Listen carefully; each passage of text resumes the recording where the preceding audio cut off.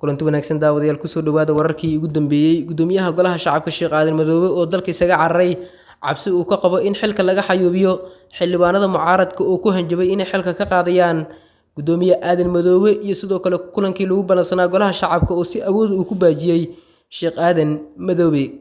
gudoonka golaha shacabka ayaana iyaguna waxay sheegeen in dalka ka maqan yihiin mooshin siyaasadeed ayaa jira filla Soomaaliina waa ay ka aamustay inay soo farageliso xaaladda iyo sidoo kale buuqa ku furan gudoomiye Aadan Madoobe waxa sidoo kale soo qaadan doona qaybtan warbaahinta madaxa bannaan oo iyaduna wili jirdil xooggan kala kulmaysa ilaalada golaha shacabka baarlamaanka jamhuuriyadda federaalka ah ee Soomaaliya waxa sidoo kale soo qaadan doona qarax ka dhacay buuraha Puntland ee Calmiskaad iyo sidoo kale saldhig Puntland halkaas ku lahayd oo Daacish weerar ay ku soo qaaday ka horse muuqaalka like saar oo subscribe bartaan oo ku soo biirsi aad u hesho wararkii iyo macluumaadkii ugu dambeeyay aan ku bilowdo gudoomiyaha golaha shacabka Sheekh Aadan Maxamed Nuur Madoobe ayaa dalka ka tagay kadib markii buuq xooggan ay ku fureen xildhibaanada golaha shacabka baarlamaanka ku wada mucaaradka ah kulankii ugu dambeeyay ee golaha shacabka ayaa buuq iyo foodo feer iyo dagaal lagu kala tagay iyadoona golaha shacabka uu ahaa mid aad u jaamgareysan oo mashquul ah Sheekh Aadan Madoobe ayaa kulankii ugu dambeeyay wuxuu ku aflagaadeeyay qaar ka mid ah xildhibaanada golaha shacabka isagoo ku tilmaamay jiis kubadda ah iyo sidoo kale qaarkood uu sheegay inay yihiin kuwa qabiir ah balse maskaxdii qabiirnimada aysan hayn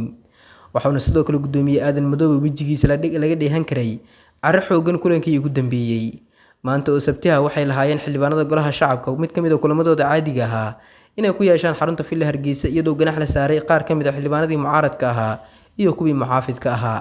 balse Sheekh Aadan Madoobe oo ka cabsi qaba in mooshinka culus ay ka wadaan mucaaradka baarlamaanka la yimaadaan ayaa waxa uu u cararay dalka Algeria ujeedada halkaas uu tagay ayaa waxay tahay arrin ku saabsan mid shaqo oo ka mid ah ama xildhibaanada ama sidoo kale shirkaga looga hadlayo baarlamaanada kala duwan ee qaaradan Sheekh Aadan Madoobe ayaa bixitaankiisa kadib marka uu kulamada golaha shacabka ka maqan yahay waxa shir gudoomin jiray gudoomiye ku-xigeenka koowaad ee golaha shacabka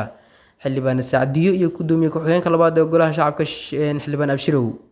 balse xildhibaanada mucaaradka oo labadooda la xiriiray ayaa waxa ay sheegeen inaysan dalka joogin taas oo muujinaysa in Sheekh Aadan Madoobe uu ka dambeeyo baaqashada kulanka golaha shacabka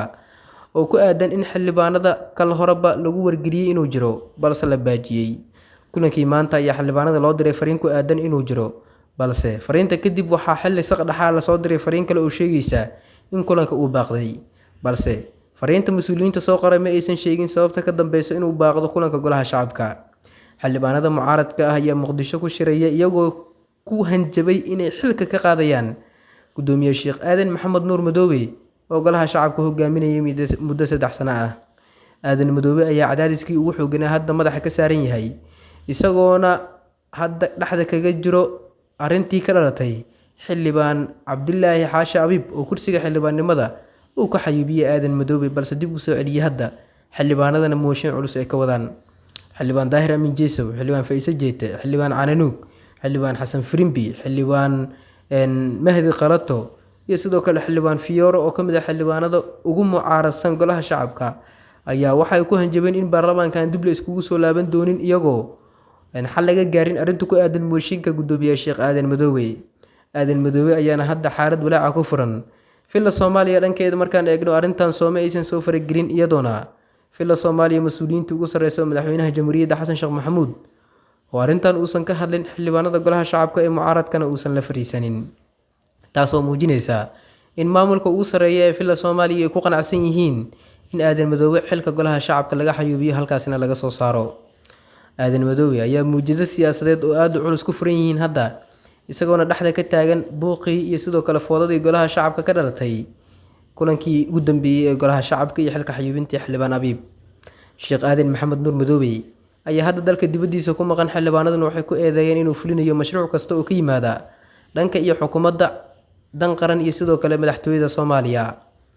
xildhibaanada mucaaradka ah ayaa cududooda muujiyay iyagoo sheegay in ay xilka ka xayuubinayaan Sheekh Aadan Madoobe maadaama la dhaxmarsado dana waaweyn oo siyaasadeed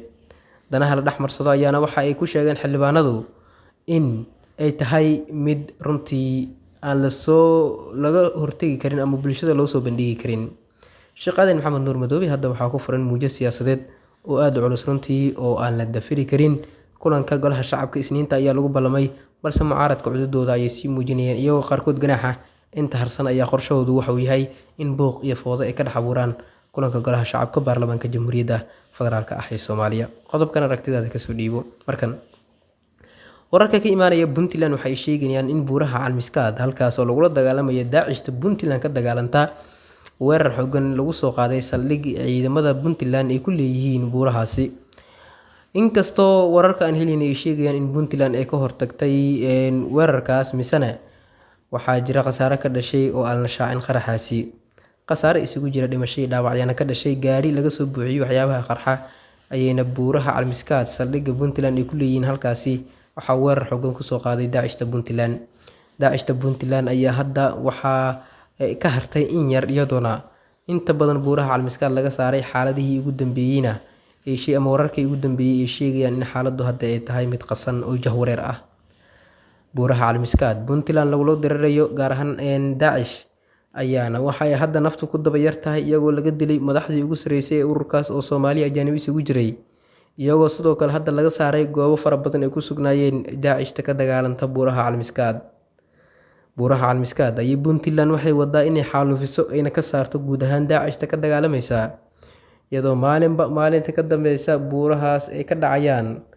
falal aad iyo aad u daran iyo sidoo kale xasuuq ba'an oo loo geysanayo argagixisada Daacish ee halkaasi ka dagaalanta.